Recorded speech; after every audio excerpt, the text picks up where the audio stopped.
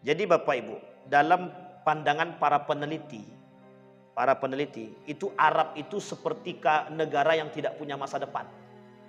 Dulu Arab itu seperti negara yang tidak punya masa depan. Kenapa? Orang memandang Arab ini karena saking tandusnya, tak ada pohon, isinya cuman panas. Itu orang tak tahu itu nak buat apa di situ.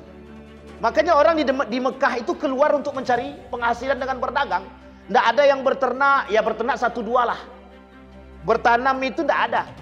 Ya apa yang mau ditanam? Pohon sayur apa yang mau ditanam? Ditanam kangkung matilah. Tak akan mungkin hidup. Bunga saja tak bisa. Saking tandusnya. Sampai para peneliti barat ketika itu salah satu orientalis mengatakan begini. Kalau saya tak salah orientalisnya bernama Montgomery Watt. Apa kata dia? Arab ini dulu itu satu negara yang tidak punya masa depan. Kapan baru nampak masa depan Arab tuh? Ketika ditemukan kilang minyak. Ketika ditemukan sumber minyak. Ketika ditemukan air zam-zam tadi, barulah nampak masa depan Arab itu seperti apa.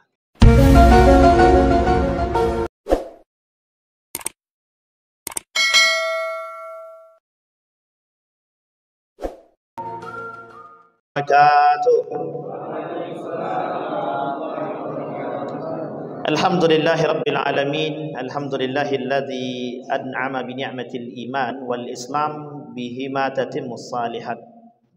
Ashhadu an la ilaha illallah wahdahu la syarika lah wa ashhadu anna Muhammadan abduhu wa rasuluh la nabiyya ba'd. Allahumma salli wa sallim wa barik ala hadzal nabiyil karim. Allahumma salli ala Muhammad wa ala ali Muhammad fil alamin innaka Hamidum Majid. Puji syukur kehadirat Allah atas limpahan rahmat dengan mengucapkan alhamdulillahirabbil alamin. Berselawat kepada Nabi dengan mengucapkan Allahumma salli ala Muhammad wa ala ali Muhammad fil alamin innaka Hamidum Majid. Ya ayuhan nasu taqu rabbakum alladzi khalaqakum min nafsin wahidah wa khalaqa minha zawjaha wa batha minhuma rijalan katsiran wa nisaa'a wattaqullaha alladzi tasaaluna bihi wal arham innallaha kana 'alaikum raqiba. Wa qala Allah ta'ala ya ayyuhalladzina amanu taqullaha wa qulu qawlan sadida yuslih lakum a'malakum wa yaghfir lakum dhunubakum wa may yuti'illaha wa rasulahu faqad faza fawzan 'azima. Baik Bapak Ibu sekalian yang berbahagia, mudah-mudahan di maghrib ini Allah limpahkan rahmat dan karunia-Nya kepada kita. Allah berkahi, Allah jadikan rumah tangga yang sakinah mawaddah warahmah. Kemudian Allah anugerahkan kita anak-anak yang saleh dan saleha yang selalu berada dalam ketaatan kepada Allah. Amin ya rabbal. Baik Bapak Ibu sekalian yang berbahagia, bagaimana kabarnya, sehat? Ibu-ibu sehat Ibu? Alhamdulillah. Mudah-mudahan ibu-ibu sehat, apa-apa sehat semua. Ini perdana, kata beliau, ini perdana. Kajian perdananya sirah pula lagi. Jadi sudah perdana sirah pula lagi. InsyaAllah mudah-mudahan bisa istiqamah, jalan terus, pantang mundur. Salah satu ciri daripada baginda Nabi Muhammad SAW itu perjuangan yang pantang mundur. Jadi kalau berjuang itu jangan pantang menengok ke belakang. Jadi kalau nengok ke belakang banyak yang tak jadi. Artinya kami berharap kepada pengurus mudah-mudahan bisa istiqamah berapapun yang datang, jangan usah pikirkan. Karena ada satu perjuangan yang harus kita ambil hikmah daripada perjuangan tersebut. Kami punya masjid tak jauh dari rumah Pak Ketua, tak jauh dari rumah saya. Itu pengajian kami yang datang cuma 5 orang. Kadang 1 orang, kadang 2 orang. Tapi Alhamdulillah 3 tahun berjalan, hari ini lebih dari 50 orang yang datang. Setelah 3 tahun tapi. Artinya apa? Perjuangan. Kita perjuangan itu berat. Memulai itu yang susah. Memulai itu kemudian beristiqomah daripada itu yang lebih sulit. Maka hari ini temanya adalah, bukan tema, judul kita adalah sirah. Sirah itu dia ada sirah, ada fiqhus sirah. Dia ada 2. Ada sirah, ada fikih sirah. Ada tentang perjalanan baginda Nabi, tentang kehidupan Nabi, tapi ada juga fikih sirah. Bagaimana kita mengambil dampak positif daripada sirah tersebut, perjalanan baginda Nabi Muhammad SAW. Tapi ada yang lain daripada itu. Ada yang disebut dengan karakteristik daripada baginda Nabi Muhammad sallallahu alaihi wasallam. Dan itu tertulis dalam kitab Asy-Syama'il Al-Muhammadiyah, pribadi-pribadi baginda Nabi Muhammad sallallahu alaihi wasallam. Tapi ada yang paling lengkap dan sangat lengkap sekali tentang kepribadian baginda Nabi Muhammad sallallahu alaihi wasallam, ditulis dalam kitab yang sangat sederhana tapi tebal, Sahih Muslim, yang hari ini disampaikan oleh para ulama. Ada Sahih Muslim, ada Sahih Al-Bukhari. Itu juga bagian daripada apa yang disampaikan oleh baginda Nabi Muhammad sallallahu alaihi wasallam, baik dari perjalanan beliau. Hari ini saya bawa buku judulnya Ar-Rahiq Al-Makhtum. Jadi Ar-Rahiq Al-Makhtum ini buku pada era kontemporer Al-Hadithah yang sangat tenar. Yang ditulis bukan orang Arab.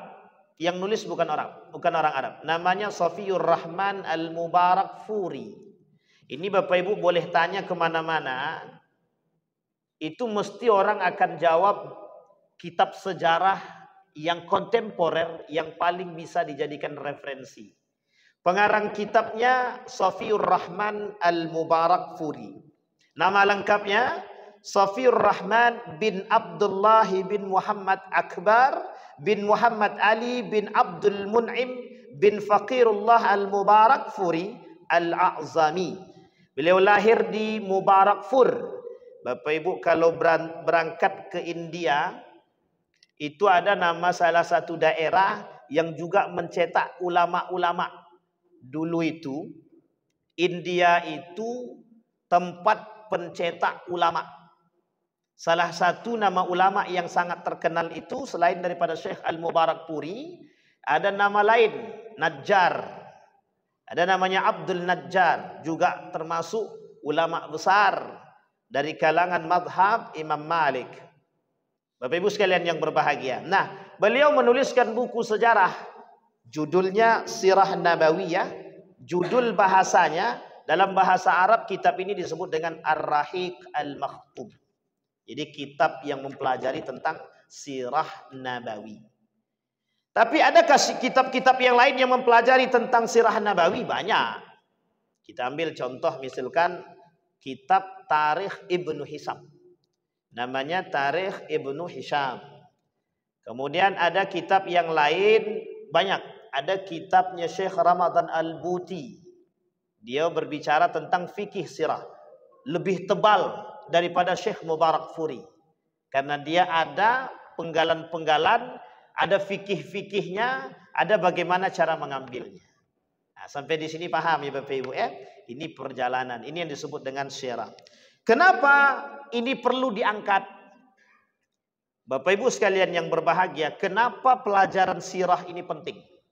Saya ingin sampaikan dulu. Dulu ada pelajaran sejarah kebudayaan Islam. SKI namanya. Ada juga kemudian pelajaran sebelum SKI itu namanya Sejarah Peradaban Islam. SPI. Ada juga namanya Sejarah Islam. Bapak Ibu sekalian yang berbahagia, pelajaran-pelajaran ini itu hanya bagian kecil daripada sejarah. Kalau di pesantren itu ada buku kecil, tipis tentang Nabi Muhammad. Judul bukunya Nurul Yakin. Khulasatu Nurul Yakin. Tentang Nabi Muhammad juga berbicara, tipis. Saya rencana mau pakai itu tadi, tapi tipis sekali. Dan saya belum dapatkan terjemahannya. Dan itu tipis, enak. Lebih ringkas. Tapi karena ringkas kita tak terlalu banyak mengetahui tentang hal-hal yang tersembunyi daripada sirah. Baik, sampai di sini Bapak Ibu. Kita akan pakai buku ini untuk Sirah Nabawiyah. Tapi nanti insya Allah akan saya tambah dengan buku-buku yang lain termasuk Ibnu Hisham, Ibnu Ishaq dan lain sebagainya. Dalam bab yang pertama dalam kitab ini itu berbicara tentang bangsa Arab. Posisi bangsa Arab dan kaumnya.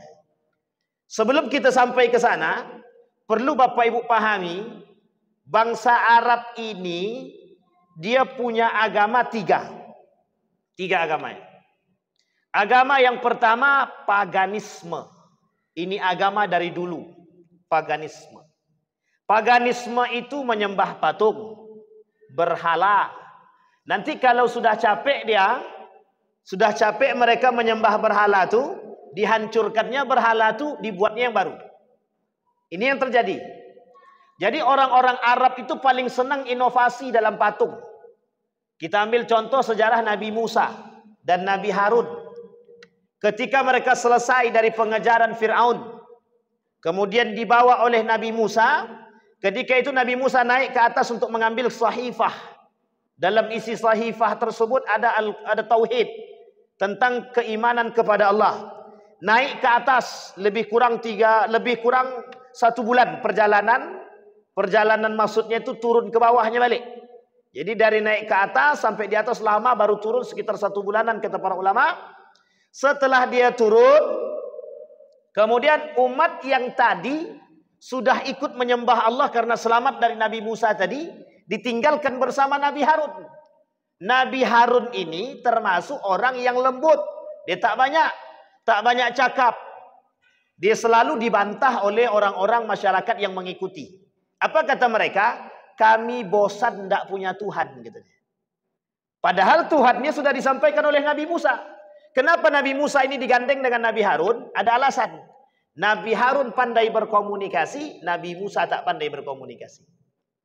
Singkat cerita, turut Nabi Musa dari atas.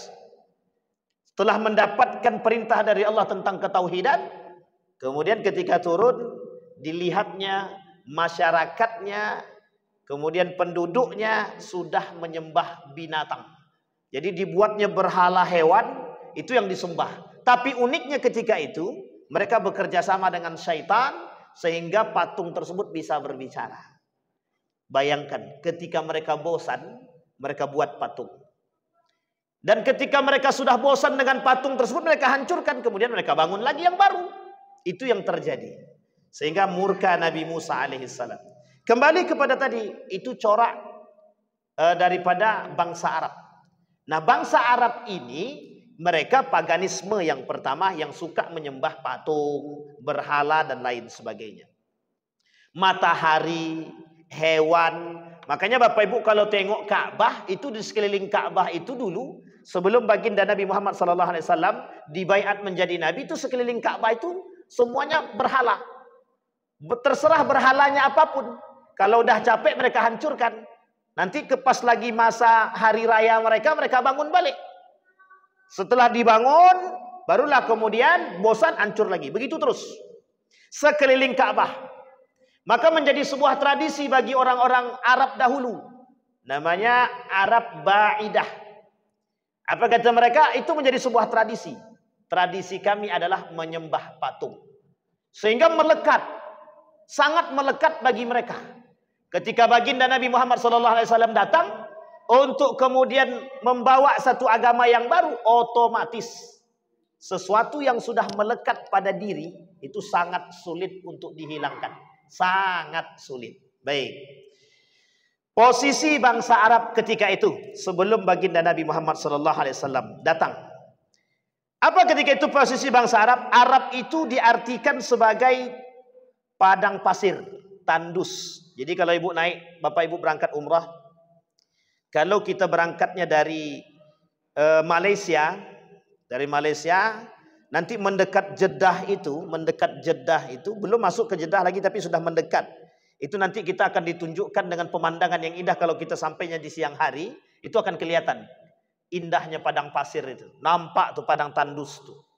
Panas padang pasir tersebut. Dan itu bagaimana dulu baginda Nabi Muhammad SAW itu ketika dia berjalan itu di padang pasir yang begitu. Dan itu menjadi sebuah kebiasaan orang Arab. Dan ada kebiasaan orang Arab itu yang Allah tulis di dalam Al-Quran ketika mereka berangkat pergi perdagangan. Ketika musim semi dan ketika rihlatas syita'i was saif. Ketika pada musim semi, kemudian musim gugur, itu mereka pergi berdagang, keluar daerah untuk berdagang. Itu kebiasaan orang Arab. Jadi orang Arab itu punya kebiasaan, salah satunya adalah berdagang. Kapan berdagangnya? Di musim itu tadi. Makanya Bapak Ibu, kenapa sejarahnya ada kaitannya ketika Islam masuk ke Nusantara, Islam ini masuk ke Nusantara, itu ada kaitannya dengan apa yang disampaikan, kebiasaan orang Arab. Orang Arab ini punya kebiasaan keluar berdagang itu tidak mau di dalam Mekah itu. Salah satu tempat yang mereka kunjungi untuk berdagang adalah Cina, Persia, Mesir. Itu tempat-tempat tertentu. Dan Jeddah termasuk salah satu daerah cuman perbatasan saja. Cuman tempat lewat. Jadi Jeddah itu tempat lewat saja. Jeddah itu tempat lewat yang tidak ada penghuninya dulu. Dan tidak ada tidak pernah diharapkan adanya kehidupan di Jeddah itu. Tidak pernah diharapkan. Hanya saja dulu ada perkampungan kecil. Begitu dulu. Mereka selalu keluar dari Mekah untuk berdagang. Dan ketika mereka berdagang itu sekali keluar 6 bulan, 3 bulan, 6 bulan baru mereka balik. Makanya orang Arab ini mohon maaf. Ketika mereka berdagang keluar 3 bulan, 6 bulan, mereka punya istri di tempat itu. Beranak pinak. Habis itu 6 bulan balik lagi, ketemu dengan istri dia. Maka jangan salah, mereka punya banyak silsilah itu. Punya banyak turunan di tempat-tempat tertentu. Ini namanya Arab, orang Arab. Baik. Menurut bahasa, Arab artinya padang pasir. Kemudian tanah gundul dan gersang. Yang tiada air dan tanamannya. Jadi memang tidak ada apapun. Di tempat-tempat itu memang sulit untuk mencari air. Kita masih ingat sekali ketika baginda Nabi Muhammad SAW berangkat perang. Ketika itu panglima perangnya adalah Khalid bin Walid. Ketika berangkat perang bersama Khalid bin Walid, Khalid ini sangat mengerti bagaimana strategi perperangan, itu tahu betul dia. Titik-titik tertentu itu dia tahu. Kapan untung, kapan rugi itu dia tahu. Sehingga ketika dalam perjalanan dari Madinah itu, mereka berangkat untuk berperang itu, apa kata Nabi kepada Khalid bin Walid? Kita bermukim di sini. Gitu. Salah satu tempat yang memang tandus, tidak ada apa-apa. Tapi kata Khalid bin Walid, jangan Nabi, kata dia. Tak jauh dari sini, itu ada waduk. Kalau bahasa kita hari ini namanya waduk. Ada waduk, kata dia. Yang waduk ini ada airnya. Kata Khalid bin Walid, kita berhentinya di sono saja. Jangan sampai kedahuluan musuh kita. Karena kalau musuh yang dahulu dapat sampai, kita yang KO, kata dia. Di bahasa kita. Kita yang KO. Kenapa? Air di situ. Air itu apa? Itu adalah sumber kehidupan. Dalam perperangan air itu penting. Karena pasti capek. Nah, jadi Bapak Ibu di sini menggambarkan dalam sejarah itu digambarkan bahwa padang pasir itu sulit mencari air. Sangat sulit untuk mencari air. Sehingga ketika air tidak ditemukan, kita ambil contoh cerita Nabi Ibrahim alaihissalam. Ketika meninggalkan istri dia, Sarah, dengan anaknya, siapa nama anaknya? Nabi Ismail. Kan ditinggal. Artinya mencari air sana sini nggak ketemu, biidznillah. Keluar dari kaki anaknya, air zam-zam. Artinya berkumpullah. Bayangkan, menunjukkan tanah Arab itu tandus. Ini saya ingin sampaikan, ada namanya Arab Spring. Kapan waktu kita coba ungkit sedikit Arab Spring itu. Jadi Bapak Ibu, dalam pandangan para peneliti, itu Arab itu seperti negara yang tidak punya masa depan. Dulu Arab itu seperti negara yang tidak punya masa depan. Kenapa? Orang memandang Arab ini karena saking tandusnya, tak ada pohon, isinya cuman panas. Itu orang tak tahu itu nak buat apa di situ. Makanya orang di Mekah itu keluar untuk mencari penghasilan dengan berdagang. Tidak ada yang berternak, ya berternak 1-2 lah. Bertanam itu tidak ada. Ya apa yang mau ditanam? Pohon sayur apa yang mau ditanam? Ditanam kangkung matilah. Tak akan mungkin hidup. Bunga saja tak bisa. Saking tandusnya. Sampai para peneliti barat ketika itu salah satu orientalis mengatakan begini. Kalau saya tak salah orientalisnya bernama Montgomery Watt. Apa kata dia? Arab ini dulu itu satu negara yang tidak punya masa depan. Kapan baru nampak masa depan Arab tuh? Ketika ditemukan kilang minyak. Ketika ditemukan sumber minyak. Ketika ditemukan air zam-zam tadi. Barulah nampak masa depan Arab itu seperti apa. Kalau tidak dapat masa depannya Bapak Ibu. Tidak tahu orang mau buat apa di Arab tuh. Sampai semenanjung Arab ini. Kalau sekarang sudah dibagi-bagi tuh ada Qatar, ada Uni Emirat Arab. Ini berbeda ya. Uni Emirat Arab, Qatar, Dubai itu bagian daripada itu. Tapi ini negara beda-beda dalam satu kesatuan yang disebut dengan Uni Emirat Arab. Arab Saudi itu beda. Mesir itu beda. Ini negara-negara tersendiri. Baik, sampai di sini paham Bapak Ibu Nah, ini penting untuk kita pahami. Jadi Arab itu satu-satunya negara atau satu bangsa yang memang dulu masa depan mereka tidak dianggap. Tapi setelah ditemukan minyak, barulah kemudian orang-orang, termasuklah ketika itu Eropa termasuk negara yang pertama kali andil dalam ketika bertemu nampaknya ditemukannya titik minyak tadi. Disitulah kemudian Eropa mulai kalang kabut. Tahu dia ternyata Arab ini penghasil minyak. Di situ baru kemudian orang-orang Eropa ini mulai takut. Kalau dulu tak tahu deh, tak akan takut dia sama Arab tuh. Tidak ada ketakutan sama sekali, karena tak ada yang bakal tumbuh. Beda dengan Indonesia. Kalau di Indonesia ini banyak yang bisa diharapkan waktu itu. Sekarang aja yang agak sulit diharapkan sedikit. Nah, karena apa? Sudah mulai banyak punah gitu dan lain sebagainya. Baik. Jazirah Arab itu dibatasi Laut Merah dan Gurun Sinai di sebelah barat, dan di sebelah timur itu dibatasi dengan Teluk Arab, dan sebagian besar negara Irak bagian selatan. Di sebelah utara dibatasi Laut Arab yang bersambung dengan Lautan India. Ini ada sejarah. Jadi kalau Bapak Ibu baca sejarah runtuhnya Daulah Abbasiyah, itu akan kelihatan nanti. Ketika bangsa Mongol itu bermunculan untuk menghancurkan Daulah Abbasiyah. Jadi ketika Daulah Abbasiyah itu diruntuhkan oleh bangsa Mongol ini dia muncul dari perbatasan antara India Cina. Jadi perbatasan India Cina itu ada nama bangsa yang sadis, namanya bangsa Mongol. Dan ini penting untuk dipahami. Ternyata dalam sejarah itu yang meruntuhkan dan meluluhlantakkan daripada Andalusia itu adalah Mongol. Sebelum nanti Andalusia dihancurkan. Jadi Abbasiyah dulu. Abbasiyah ini termasuk ibu kota Abbasiyah ketika itu yang punya perpustakaan adalah Baghdad. Dan itu termasuk salah satu kota yang paling baik ketika itu. Dan ketika itu pada masa Daulah Abbasiyah itu bermunculan para ilmuwan muslim. Lain waktu kita bahas itu. Baik, ini sebatas posisi bangsa Arab. Kita lewat saja karena tidak terlalu ini. Karena memang hari ini bangsa Arab itu sudah terpecah-pecah. Dan sekarang ini terpecahnya bangsa Arab itu dan mulai punah. Asli daripada nenek moyang Arab itu sudah mulai tak ada. Sudah mulai tak nampak. Karena memang mereka sudah menjadi bagian daripada satu kesatuan. Yang hari ini itu mayoritas mereka sudah beragamakan Islam. Yang pertama tadi agama bangsa Arab itu paganisme.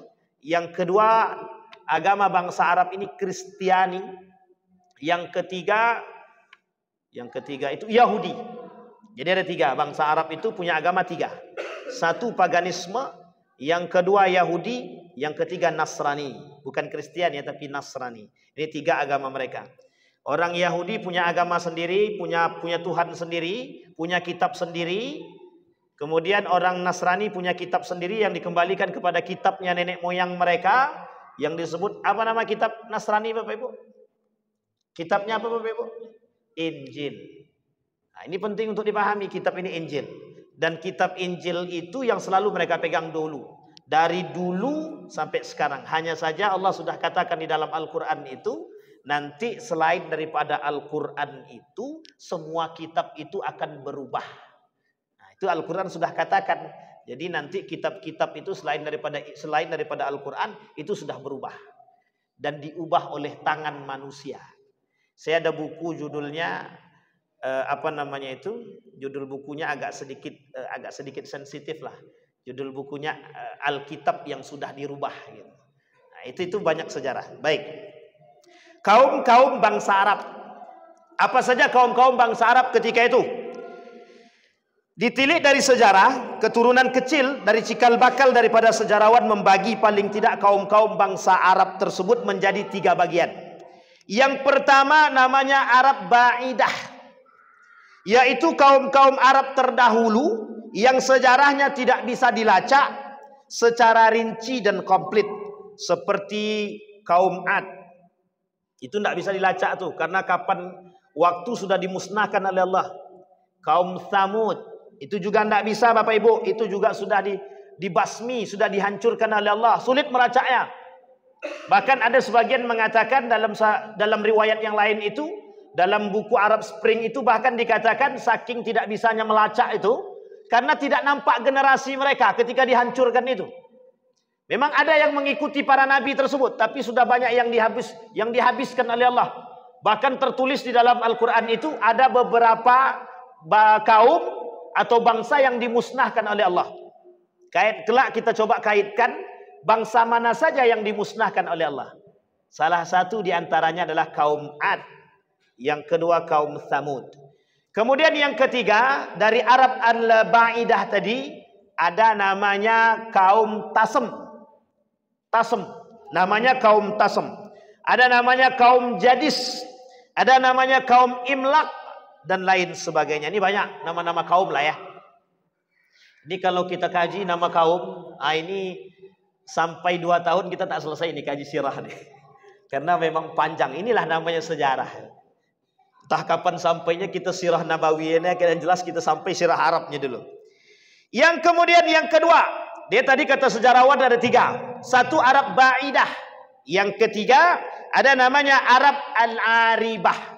Apa namanya Arab Al-Aribah itu?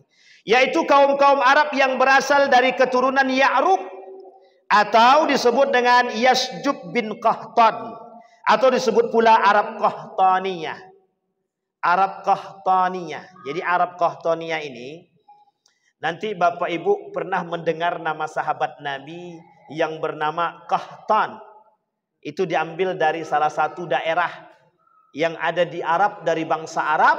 Dan para sahabat Nabi ada yang berasal dari situ. Mereka disebut dengan Qahtani. Nanti kalau Bapak Ibu melihat ada sahabat Nabi, ada kemudian para tabi'in yang bernama Qahtani, berarti dia berasal dari kabilah itu. Dia berasal dari bangsa itu. Meskipun tidak bisa dilacak secara sejarah, memang berat untuk melacak ke atas itu karena mereka sudah lama. Arab ini itu sudah ada sebelum lahirnya baginda Nabi Muhammad SAW. Maka sebenarnya melacaknya itu apakah mereka ini keturunan Nabi Adam alaihissalam, itu kalau dirunut dari mana asalnya itu panjang sekali. Nanti Bapak Ibu bisa temukan pada titik temunya ada di Nabi Nuh alaihissalam. Nabi Nuh alaihissalam. Nanti titik temunya di situ. Karena pada masa Nabi Nuh itu dihabiskan semua. Sehingga yang tersisa yang berpasangan itulah yang kemudian dilepaskan oleh Nabi Nuh. Ada yang membuat tempat di mana-mana. Termasuk pada masa Nabi Yakub juga begitu. Nabi Yakub alaihissalam dan lain sebagainya. Kemudian yang ketiga, bagian yang ketiga namanya Arab al-Musta'rabah. Namanya Arab al-Musta'rabah, yaitu kaum-kaum Arab yang berasal dari keturunan Ismail. Ismail alaihissalam, yang disebut pula Arab Adnaniyah. Arab Adnaniyah. Sekarang keturunan Nabi kita ambil dulu. Nabi Ibrahim punya dua istri mesti. Berapa anak punya? Yang jadi Nabi berapa anak? 2. Kedua-duanya jadi Nabi. Dari istri pertama jadi Nabi, dari istri kedua jadi Nabi. Sekarang yang terkenal dulu, yang paling masyhur ceritanya, siapa namanya? Nabi Ismail. Nabi Ibrahim punya anak namanya Ismail. Dari siapa istrinya Bapak Ibu? Siapa namanya Bu, Bapak Ibu? Nabi Ismail punya ibu namanya siapa? Siti. Tahu pula adik-adik itu lagi kan? Ini masalah kita hari ini. Siti Tapi kalau ditanya Sule itu anak siapa Bu? Itu tahu semua itu. Andre tahu. Tapi kalau tanya Nabi hilang cerita kita sekarang. Jadi Bapak Ibu, hari ini itu kita sengaja dibuat kabur dengan sejarah. Nanti Bapak Ibu tahu di mana titik-titik sejarah sambil saya sampaikan, sambil nanti saya sebutkan di mana mereka menghilangkan sejarah-sejarah tersebut. Jadi pasca runtuhnya Turki Utsmani itu kita tidak boleh belajar sejarah lagi.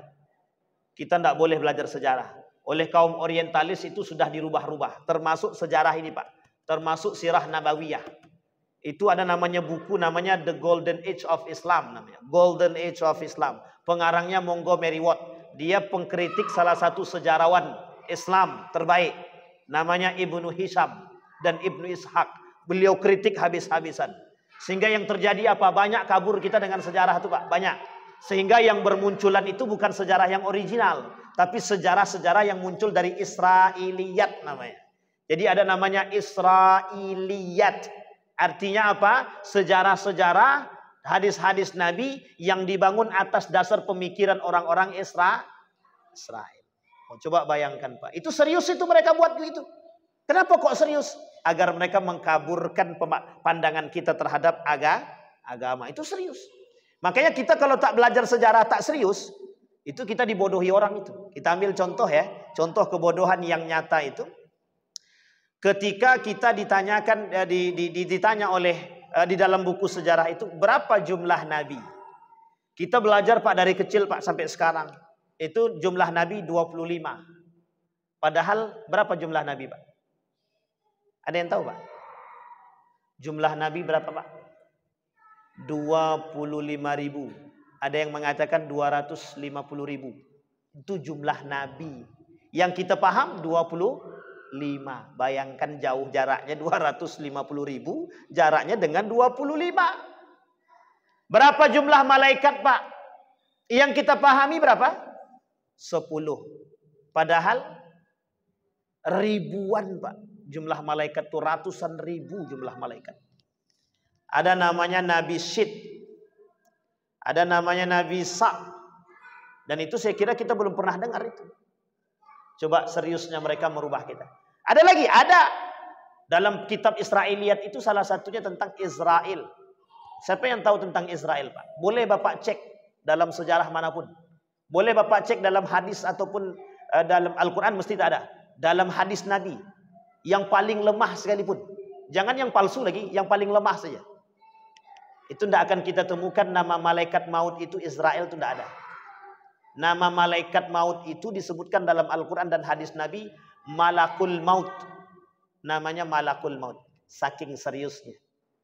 Dan ternyata Bapak Ibu yang menggerogoti kita dalam sejarah itu bukan satu dua. Bukan hanya kaum orientalis.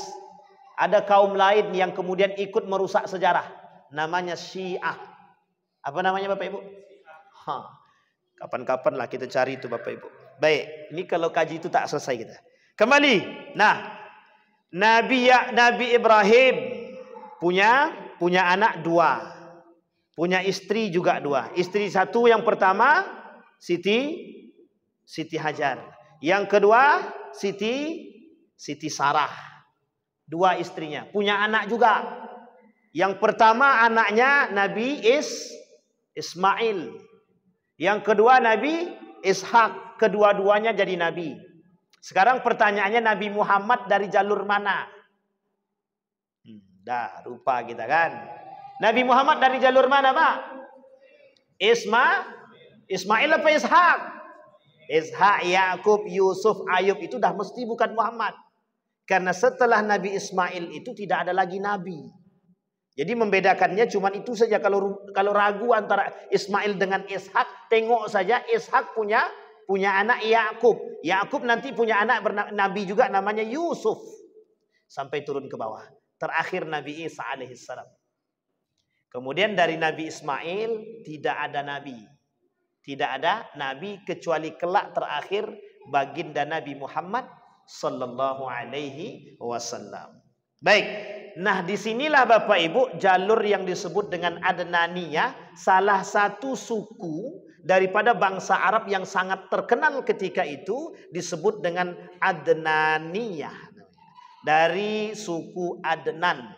Jadi ada namanya kepala suku dari salah satu suku Arab itu namanya Adnan.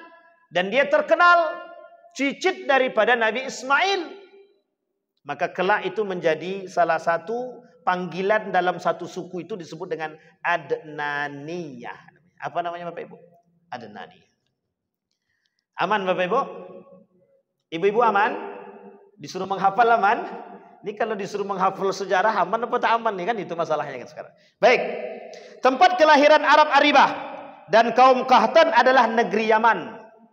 Jadi nanti Bapak Ibu ada namanya Arab Al-Aribah dan kemudian Arab Qahtaniyah, itu mereka berasal dari sekarang ini itu disebut dengan kotanya kota Yaman. Berarti Hadrami dan Pusat? Ya enggak juga. Tidak juga. Hadrami itu baru muncul saja. Hadrami itu baru muncul. Ini Nabi Muhammad belum lahir. Karena ini masih jauh sekali, masih jauh. Pasca setelah Nabi Ismail atau Ishak, Yakub, Yusuf, Ayub kelak sampai di Mesir, kemudian Ismail sampai nanti jalurnya Saudi Arabia.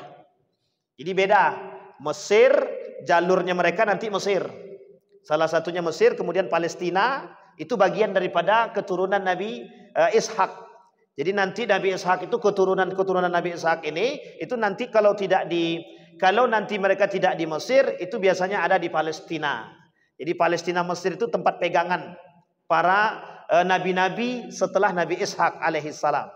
Nah, sementara Nabi Ismail itu nanti jajaran ke bawahnya itu tidak ditemukan kecuali bagian-bagian lain daripada bangsa Arab. Masuklah kelak ketika itu Saudi Arabia yang menjadi satu fokus yang menjadi perhatian oleh dunia kelak dengan bermunculannya perhatian terhadap Ka'bah. Itu saja. Kalau tak ada Ka'bah, Mekah tak ada. Kalau tak ada Ka'bah, tapi kan tak mungkin karena sudah terjadi, sudah diberikan Ka'bah. Salah satu menjadi nilai utama oleh bangsa Arab ketika itu, semua bangsa Arab termasuk salah satunya Yaman, Ethiopia atau Habasyah, itu merujuk melihat salah satu titik di Saudi Arabia itu yang disebut kelak menjadi kota Mekah tadi, itu dia. Nah, itu semua mata memandang. Dan itu diprediksi oleh beberapa para pemikir sejarah itu. Ternyata ulama-ulama terdahulu mengatakan bahwa pandangan orang-orang Arab terhadap Ka'bah ini itu sudah dari dulu. Bakal menjadi pusat perdagangan, bakal menjadi pusat utama dunia. Dan terbukti hari ini di situ tempatnya. Hari ini semua orang memandang, kok bisa Ka'bah itu menjadi salah satu tempat tujuan umat muslim bukan hanya muslim. Sekarang itu sudah boleh non muslim masuk. Kalau dulu tak boleh, non muslim dilarang masuk.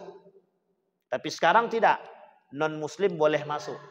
Cuma tidak boleh masuk ke Ka'bah, hanya boleh masuk ke Mekah dan boleh juga masuk ke Madinah. Nah, coba bayangkan, sudah boleh masuk, dulu tidak boleh masuk. Jangankan masuk ke Madinah aja, jangankan masuk ke Masjid Nabawi atau ke Ka'bah, masuk ke dalam Madinah atau kemudian masuk ke Mekah saja tidak boleh. Sekarang tidak. Kami berangkat tahun 2000, terakhir 2023, akhir Oktober kalau saya tak salah, itu banyak sekali non muslim masuk itu. Masuk ke Madinah itu banyak. Bahkan lewat di depan kami itu, sempat divideokan oleh salah satu pengurus travel itu, divideokan kemudian diviralkan itu. Banyak sekali non muslim. Kalau dulu tidak boleh, Pak. Kita masuk keluar kita dari bandara Madinah itu tertulis besar. Non muslim tidak boleh masuk. Orang kafir tak boleh masuk. Nah, kalau sekarang enggak, sekarang sudah dibolehkan. Sudah keluar namanya hak-hak visa multiple itu ziarah namanya, visa ziarah untuk mereka yang non muslim boleh masuk. Baik. Kemudian dari Yaman, jadi Qahtan dan Al-Aribah ini berasal dari Yaman. Yang hari ini keturunan daripada negara Yaman. Lalu berkembang menjadi beberapa kabilah dan suku. Yang dikenal adalah dua kabilah. Yang pertama kabilah Himyar, yang kedua kabilah Kahlan. Yang terdiri dari beberapa suku terkenal, yaitu Zaid al-Jumhur, kemudian Quda'ah dan Sakasik. Ini belum terlalu familiar di telinga kita Bapak Ibu, suku-suku seperti ini. Karena memang sekarang ini sudah tak ada lagi. Kalau bahasa kita ini suku Sakai, suku-suku pedalaman itu sekarang sudah tak ada. Hanya saja Bapak Ibu hari ini di beberapa daerah terpencil di kota Yaman itu ada suku-suku yang memang mereka belum mengenal yang disebut dengan kota. Jadi mereka masih belum pernah datang ke kota. Mereka masuk dalam bagian itu yang disebut dengan orang-orang yang kalau bahasa kita namanya Badui. Badui. Nanti kelak ada namanya di Arab itu. Di Arab itu, di Saudi Arabia itu, kalau Bapak datang nanti agak jauh sekitar perjalanan 6 jam. Itu ke arah Riyadh. Nanti ke arah Riyadh itu ada daerah yang sangat terpencil. Dan mereka itu kota yang belum pernah datang, maksudnya begini, belum terjamah oleh kota, oleh pemerintah. Mereka disebut dengan suku Badui. Yang dulu pernah tinggal di kota Madinah, tapi karena terusir dan terasingkan, sehingga mereka pergi, pindah tempat, jauh sekali, yang disebut dengan suku Badui. Oke Bapak Ibu ya? Baik. Ini sampai jam berapa? Sudah selesai? Sampai azan ya? Baik. Maksudnya? Oh gitu, sampai azan, sholat, habis itu lanjut lagi. Oh, mantap. Nggak, maksud saya azan, kemudian azan jam berapa di sini? Oh sudah masuk ya? Oke. Biasanya di beberapa tempat itu ketika sudah masuk mereka masih jalan. Setelah itu mereka langsung azan, kemudian langsung qomat begitu. Nah, kita lewat sedikit lah, sedikit aja. Nggak apa-apa kan Pak? Pak Ketua aman ya? Aman? Oh siap. Aman ya? Insyaallah. Kita lanjutkan sedikit Bapak Ibu. Nah, dari kabilah Kahlan yang terdiri dari beberapa suku terkenal, yaitu Hamdan, Amnar, Tayyi, dan Mazi', kemudian Kindah, Lakham. Ini banyak sekali namanya. Kita tak perlu sebutkan karena memang ini pengaruh daripada suku-suku ini tidak terlalu banyak, karena memang tidak banyak melahirkan daripada kabilah-kabilah yang terkenal dari saat ini Bapak Ibu. Artinya Bapak Ibu, ini perkembangan. Artinya apa yang kita sampaikan, posisi dulu bangsa Arab ini itu di mata dunia biasa saja. Tetapi setelah ditemukannya titik yang disebut hari ini itu sebagai Ka'bah itu, yang bakal menjadi cikal bakal berkembangnya itu satu kampung, satu daerah tadi, satu bangsa tadi, satu kaum tadi, itu yang kemudian menjadi pusat perhatian dunia. Salah satunya Raja Habasha itu juga menjadi perhatian dia terhadap, dan ternyata ketika kita merujuk kepada sejarah, yang punya perhatian besar terhadap Ka'bah itu bukan Habasyah saja. Sebelum itu, ketika Nabi Ibrahim alaihissalam itu tidak ada penduduk yang tinggal Pak di Mekah, itu tidak ada orang sama sekali, tidak ada. Maka termasuk perdanalah Nabi Ismail dan Siti Hajar. Itu bolak-balik itu tidak ada orang. Dulu dianggap tempat jalan saja. Dan tidak pernah terpikir di situ akan keluar air yang disebut dengan Zam-Zam. Dan tak pernah terpikir di situ kalau bakal menjadi pusat perdagangan, pusat tempat ibadah terbesar di dunia. Tak pernah terpikir. Karena jarak tempuh masyarakat itu ke titik itu jauh. Kalau hari ini kita berjalan, kalau pakai motor 30 menit sampai 1 jam. Bapak Ibu boleh lihat dari satu kota ke kota yang lain. Kita ambil contoh. Ketika Bapak Ibu di Mekah, coba kita berjalan dari kota Mekah itu ke Taif. Berapa jam kita tempuh? 2 jam. 2 jam perjalanan kita tempuh. Dulu tak ada apa-apa. Sedikit pun tak ada. Bahkan makhluk-makhluk itu pun tak ada. Bayangkan Nabi Ibrahim cuma disuruh mengantar istri dia bersama anaknya sampai di situ. Setelah itu ditinggal sama Nabi Ibrahim. Apa yang dilakukan setelah itu? Mencari makan untuk hidup pun susah. Karena memang tidak ada kehidupan. Makanya pandangan para dunia ketika itu tidak pernah berpikir bahwa Arab ini menjadi satu kota yang Arab ini tidak akan pernah menjadi bangsa yang besar. Tapi hari ini itu Arab menguasai dunia. Ketika ditemukannya kilang minyak. Qatar sekarang itu yang paling besar dan paling mahal nilai uangnya itu ada di Qatar, ada di Bahrain. Bapak Ibu kalau tahu Bahrain itu 1 rial Bahrain, bukan Bahrain, Oman. 1 rial Oman itu sama dengan 40.000.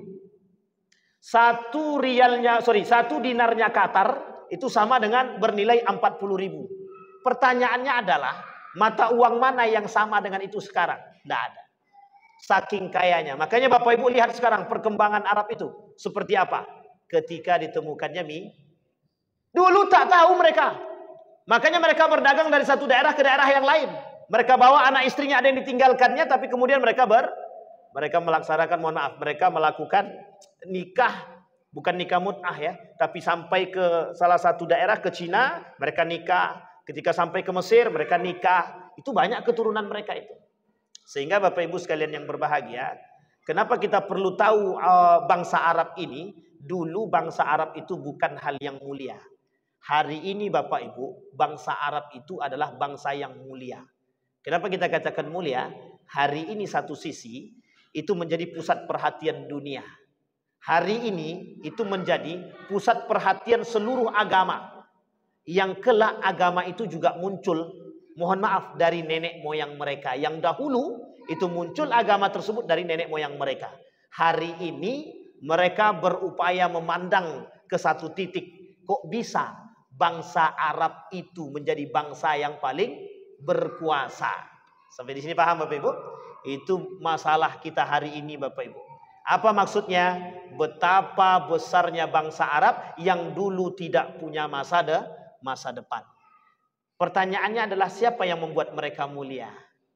Yang membuat mereka mulia, mulai mulianya bangsa Arab itu ketika turunnya Islam dan sampainya Islam kepada mereka. Insyaallah kelak kita sambung pada masa baginda Nabi Muhammad sallallahu alaihi wasallam. Saya kira itu saja, mudah-mudahan bermanfaat bagi kita semua. Fa'tabiru ya ulil absar la'allakum tuflihun. Assalamualaikum warahmatullahi wabarakatuh.